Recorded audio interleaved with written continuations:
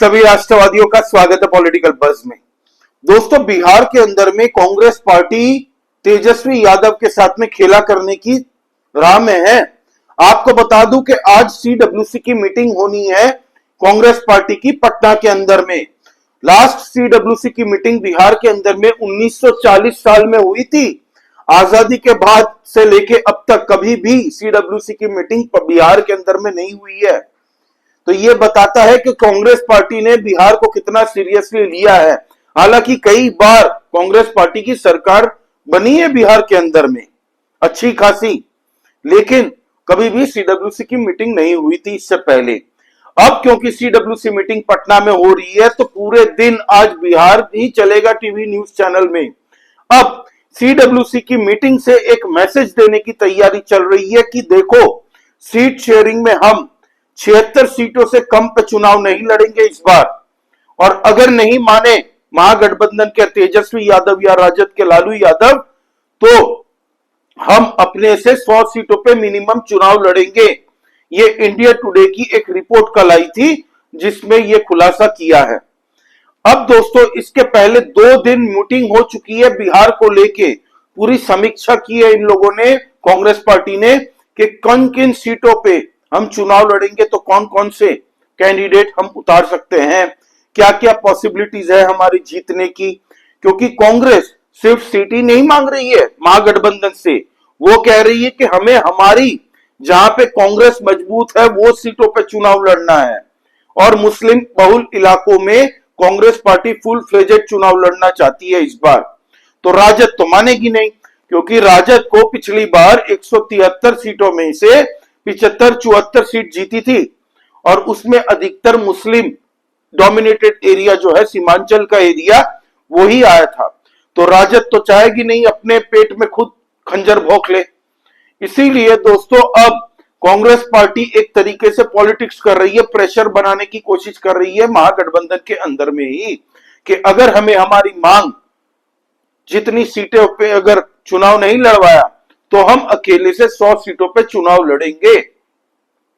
अच्छा, अब दोस्तों सीडब्ल्यूसी की मीटिंग पटना में हो रही है तो यह दिखाता है कि भाई कांग्रेस पार्टी कितना सीरियस रही है बिहार को लेके। हालांकि असदुद्दीन ओवैसी ने एंट्री मार दी है कल सीमांचल के अंदर में, और उन्होंने बकायदा पोस्ट किया है। आप ये देखिए, कई दोस्तों से मुलाकातें होंगी, कई लोगों से मुलाकातें होंगी, कई नए समीकरण बनेंगे।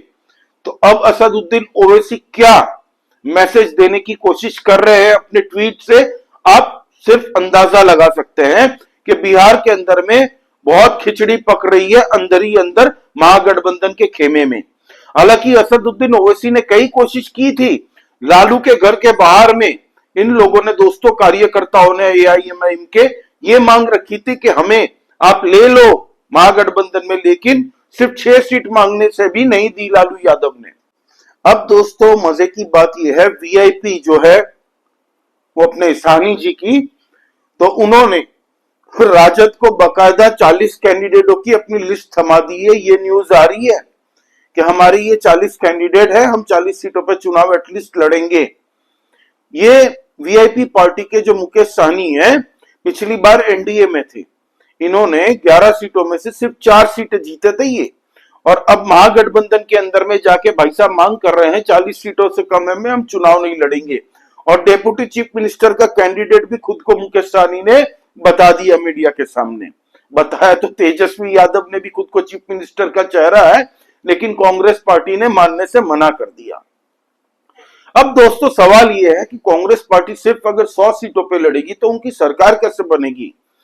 कांग्रेस पार्टी ये पूरी तरह से प्रेशर टैक्टिक्स कर रही है, लगा रही है कि हमें अगर हमारी मांग नहीं मानी जाएगी तो हम 100 सीटों पे इंडिपेंडेंट चुनाव लड़ेंगे, और अगर अलग से चुनाव लड़ेंगे तो राजद पूरी तरह से सुपड़ा साफ हो जाएगा। 10 सीट भी मुश्किल से आएंगी उनकी, क्योंकि वोट बढ़ जाएंगे ना भाई, इसीलिए।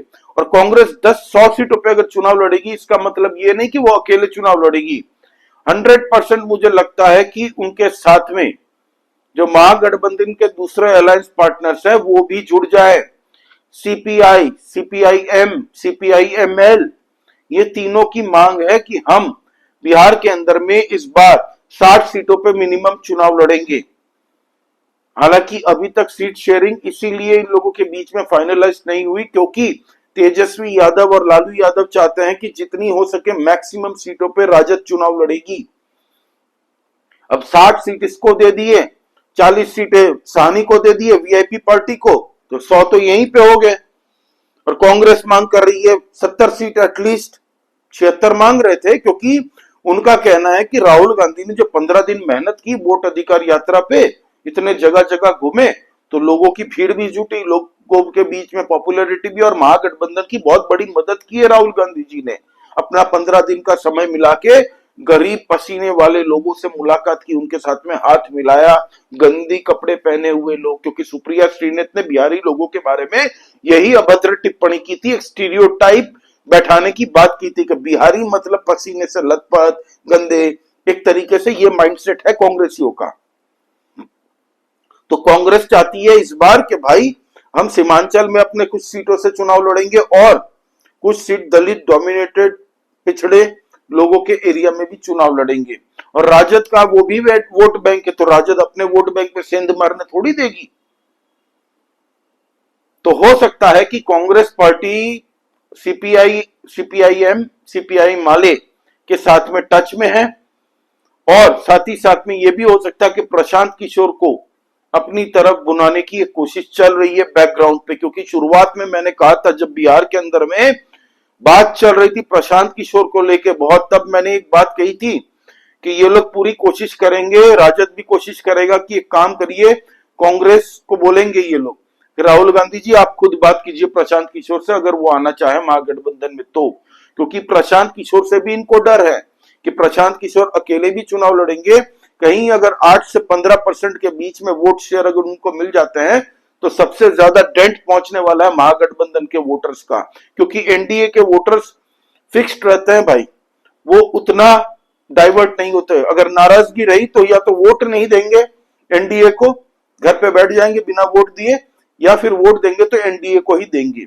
हाँ, थोड़े बहुत परसेंटेज इधर उधर हो सकते हैं हर पार्टी में, लेकिन मोस्ट ऑफ द मेजोरिटी जो फ्रीक्वेंट वोटर्स है दोस्तों, जो डिसीजन नहीं बना पाते, वो एक नया चेहरा देख रहे हैं प्रशांत किशोर के अंदर में, जो फ्लोटिंग वोटर्स होते हैं।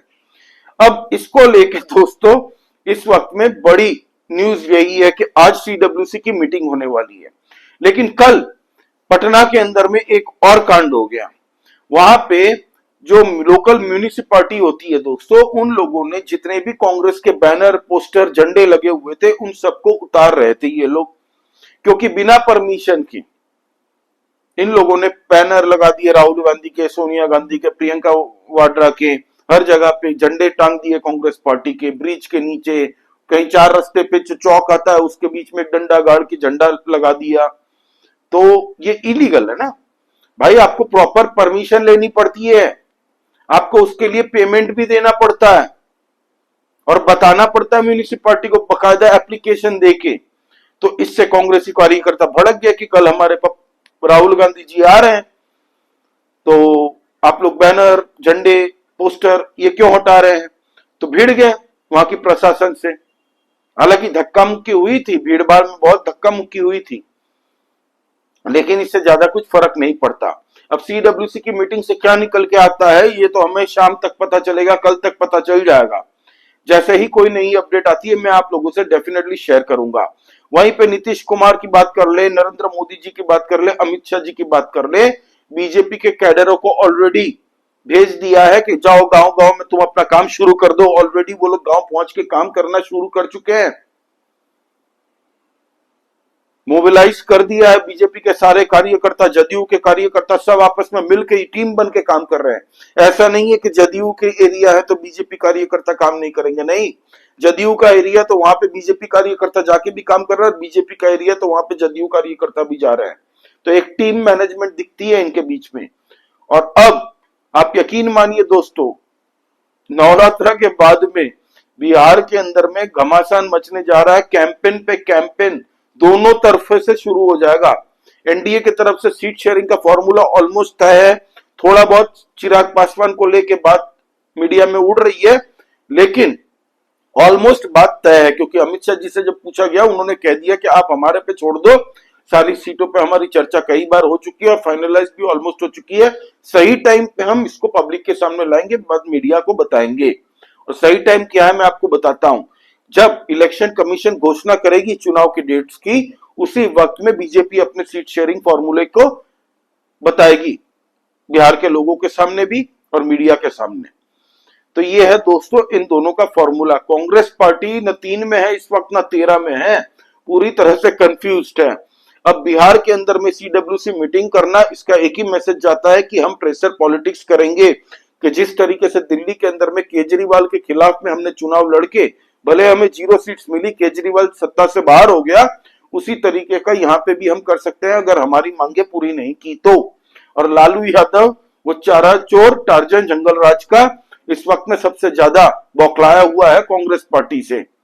तभी हमने देखा कि इस तरीके से बिहार अधिकार यात्रा में तेजस्वी यादव ने किसी भी कांग्रेसी या किसी भी महागठबंधन के नेताओं के साथ में रैली नहीं की। तो ये है दोस्तों अब तक का अपडेट। जैसे ही कोई नई अपडेट आती है मैं आप लोगों से डेफिनेटली शेयर करूंगा। आप प्लीज लाइक कर दीजिए इस वीडियो को, शेयर कर दीजिए, सब्सक्राइब करिए इस चैनल को एंड प्लीज कमेंट करके बताइए कि आपका इस बारे में क्या कहना है। कांग्रेस पार्टी के तेवर से आपको क्या लग रहा है? 1940 के बाद में भाई साहब अब सीडब्ल्यूसी की मीटिंग अब बिहार की याद आ रही है उनको कि पटना भी एक जगह है वहां पे सीडब्ल्यूसी की मीटिंग करती है। तो प्लीज आप कमेंट करके बताइए। जय श्री राम सभी सनातनी और राष्ट्रवादी भाइयों का जय हिंद, वंदे मातरम।